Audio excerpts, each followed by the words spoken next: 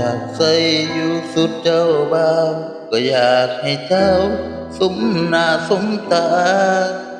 แต่ในที่สุดอ้ายก็เฮ็ดคือหวังบ่ได้เป็นเจ้าบ่าวนอกผ้าขวัญบ่ได้จัดงานจูงแขนผูกไฟมีแต่หัวใจปนใส่ให้แก้วตาคือจักว่าสิหาอิหยังมาสร้างมาสู่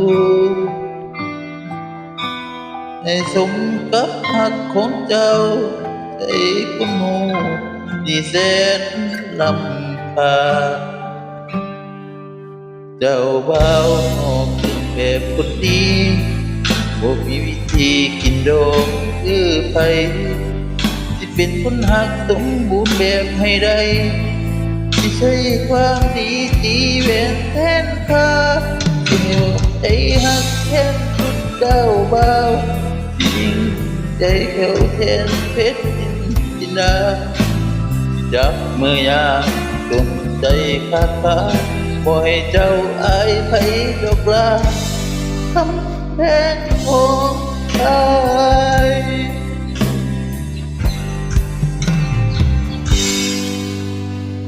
บ่ได้นมหัวตุกพี่น้องบ่ได้แจกของเราบอกให้มาบ่ได้ปนใครไว้เป็นพยานความหักคือไผ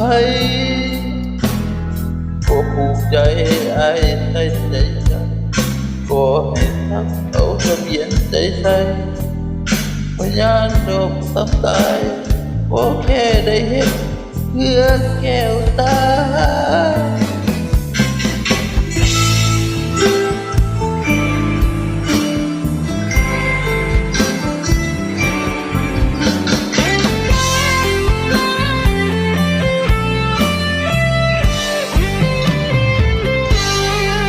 ตัดสินมายัง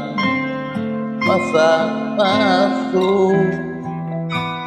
ให้สมกับหักของใจคนหูที่แสนลำค่าจากบ้านนอกเครื่องแบบคนนี้มีพิธีกินดอกไม้ไผ่ที่เป็นหักสมบูรณ์แบบให้ได้ใช้ความดีตีแหวนแทนค่าสวมใจหักแทนทุกเจ้าบ่าวที่เบิ่งแย่งเจ้าแทนเป็นจินดาสิจับมือยามใจยังคาถา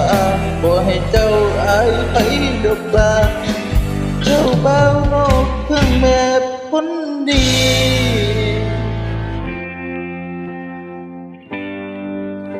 เป็นคนทำสุดบนแบบให้ได้ได้ความดีตีแหวนแทนค่าใจใจให้แทนทุกเจ้าบ่าวที่เบิ่งแย่งเจ้าแทนเป็นจินดาที่จับมือยามใจขาดตกขาดไว้เจ้าอายไผดอกลาเจ้าสาวของตายขอบใจเด้อที่บ่ทิมป่าอายเจ้าบ่าวนอกเครื่องแบบคนดี